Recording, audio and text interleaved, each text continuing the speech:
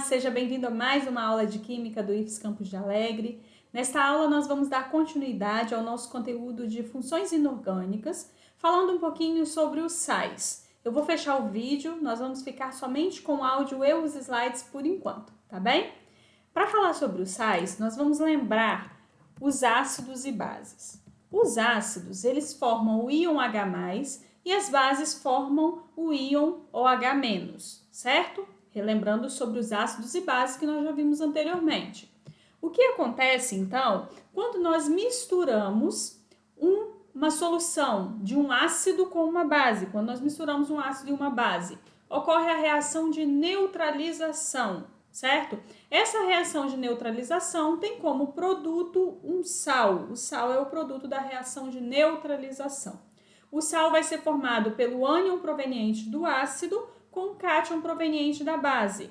Então, nós temos aqui, por exemplo, HNO3, que é o ácido nítrico, mais o hidróxido de sódio, NaOH, vai nos dar o sal, nitrato de sódio e água. Como que vai ocorrer essa reação? Nós vamos ver no próximo slide como que é essa reação de neutralização. É sempre uma reação entre um ácido e uma base que vai produzir sal e água. De acordo com Arrhenius, os sais são substâncias geralmente iônicas que em solução aquosa eles sofrem dissociação liberando pelo menos um cátion diferente de H+, e um ânion diferente de OH-, certo? Então essa é a definição de Arrhenius. A reação de um ácido com uma base, ela vai receber o nome de reação de neutralização ou reação de salificação. Como que é isso? Nós temos aqui HCl mais NaOH. O HCl, ele reage com o NaOH, o HCl é o ácido clorídrico, é H+ e Cl-. O NaOH é o hidróxido de sódio, Na+ e OH-. Então, o que nós temos? Que o H+ sempre é positivo e negativo, certo? H+ reage com OH-, se junta com OH-, nós temos HOH, porque positivo e negativo, as cargas se anulam, certo? E aí HOH é H2O, é água, certo? Então, a gente forma água. E nós formamos também o sal. O sal vai ser o Na mais o Cl-, certo? Na e Cl- também as cargas aqui se anulam e a gente forma então o NaCl, que é o cloreto de sódio, sal de cozinha, certo? Então essa é a reação de neutralização ou salificação. Neutralização porque forma água e salificação porque forma um sal, né? Que é o NaCl, ok? Sempre é um ácido mais uma base que forma sal e água. E a nomenclatura? A nomenclatura vai seguir a seguinte ordem. Nome do ânion, nome do cátion. Quando o ácido terminar em hídrico, por exemplo, ácido clorídrico, HCl. O HCl vai ter o ânion cloreto, certo? H+ Cl-. Então, nós temos o Cl-, que é o ânion cloreto, veio do ácido clorídrico. Quando o ácido terminar em ico, o ânion vai terminar em ato. Quando o ácido terminar em oso, o ânion vai terminar em ito. Então, um exemplo é o ácido sulfúrico, que vai produzir para nós o sal, o quê? CaSO4, que é o sulfato de cálcio, usado para produção de gesso, certo? Quando o cátion possui apenas um NOx, vai seguir a seguinte regra: nome do ânion, nome do cátion. Então, nós temos aqui o KCl, veio do HCl e do KOH. Então, a gente tinha HCl e KOH, que produz para nós KCl e água, certo? Tudo bem? Deixa eu ajeitar esse K aqui. Então, produz para nós o KCl e água, né? O ânion é o cloreto, certo? Então, nós temos cloreto de potássio. Por que o ânion é o cloreto? Porque veio do ácido clorídrico, certo? CaSO4. O SO4 2- veio de quem? Veio do ácido sulfúrico. Terminou em ico, vai chamar ato. É ácido sulfúrico com CaOH2, que vai dar para nós o quê? O CaSO4 e água. Sulfato de cálcio, então, né? A L2SO4 veio de quem? Veio do H2SO4 mais o AlOH3. E aí vai ter para nós aqui o Al2SO4, né? Por que ficou Al2SO4? Porque a gente tinha o quê? A gente tinha o Al3+, e o SO4, 2-. E aí, então, a gente usa a regrinha do escorregador. O L e o 3 vai para o SO4, certo? Por isso que fica a L2, a gente usa o parênteses para poder não misturar o 4 com o 3 aqui, certo? A L2 SO4, 3. Quando tiver o NOx variável, nome do ânion, D, nome do cátion e o NOx em algarismo romano. Nós já vimos nas aulas anteriores que o ferro ele pode ser 2+ e 3+. Então, nós vamos ter aqui, ó, ferro 2+, sulfato de ferro 2 ou sulfato ferroso, ok? A classificação dos sais. Quanto à presença de oxigênio, o sal pode ser oxigenado, possui oxigênio na sua estrutura, ou não oxigenado, não possui oxigênio na sua estrutura. Também pode ser classificado de acordo com o tipo de neutralização. Os sais podem ser normais, produto da neutralização total de um ácido com uma base, ok?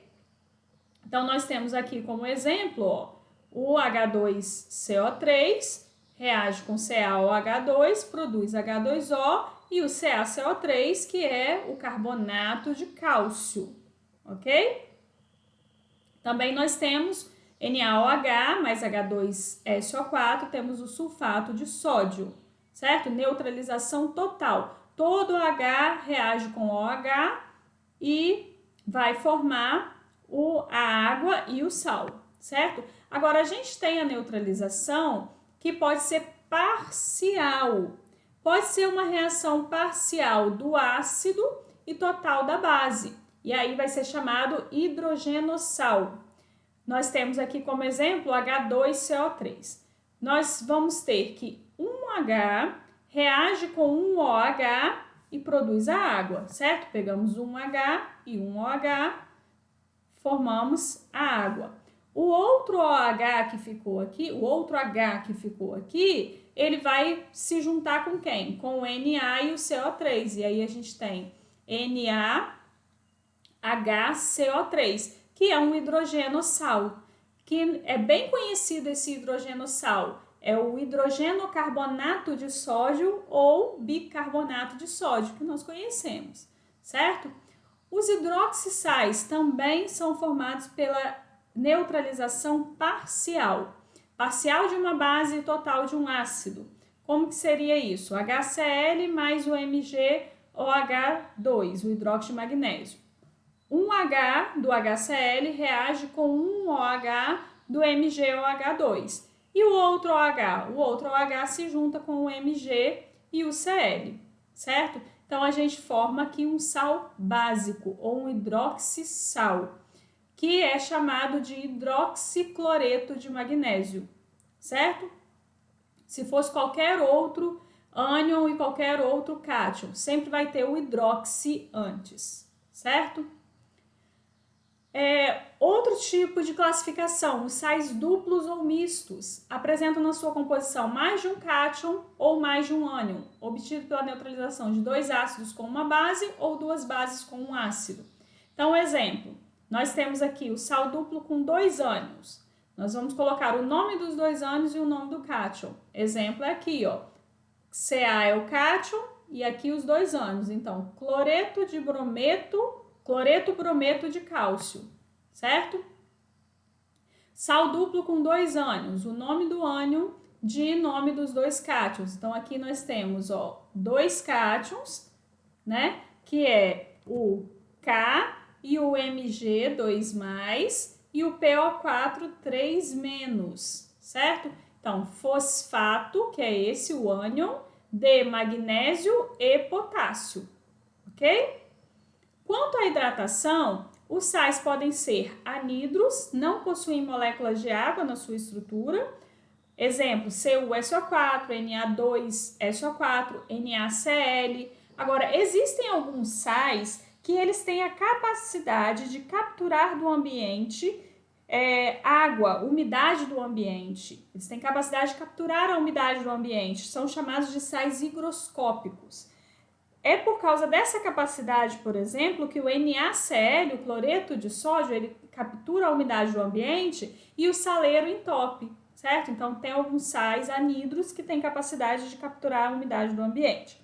E nós temos os sais hidratados, que eles possuem moléculas de água na sua estrutura. Por exemplo, sulfato de cobre pentahidratado, sulfato de sódio decahidratado, certo? Esse aqui, sulfato de sódio decahidratado. Os sais hidratados, eles podem perder água de cristalização espontaneamente, chamado do fenômeno da eflorescência, ok? Tem também a classificação dos sais quanto à solubilidade. Os sais podem ser solúveis ou insolúveis. Solúveis têm grande quantidade de íons na solução e os insolúveis têm pequena quantidade de íons na solução.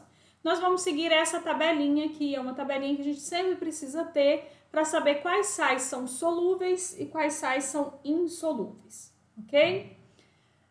O pH da solução aquosa do sal. Quando o sal for derivado de um ácido forte, uma base forte, sempre vai ter caráter neutro.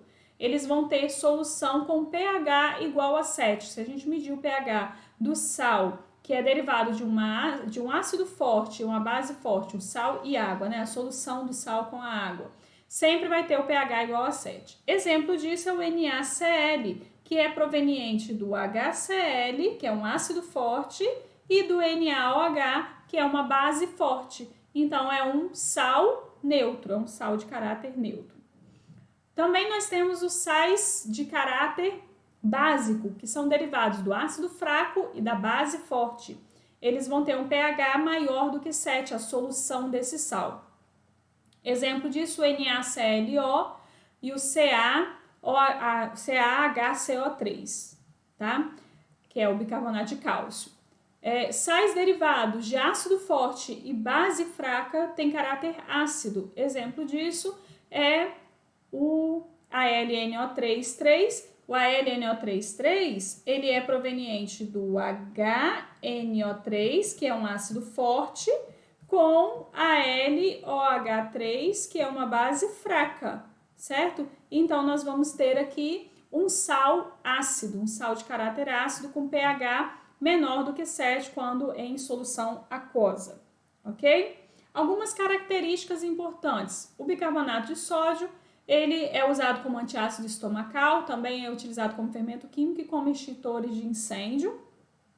Carbonato de cálcio, que é o calcário, muito utilizado para correção do pH do solo, né?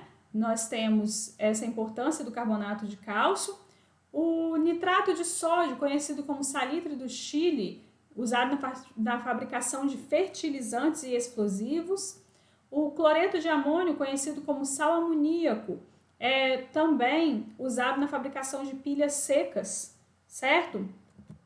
Então, olha, para essa aula é isso, tá? Na próxima aula nós vamos continuar com as funções inorgânicas, falando sobre os óxidos, tá bem? Um abraço, fiquem com Deus e até a próxima!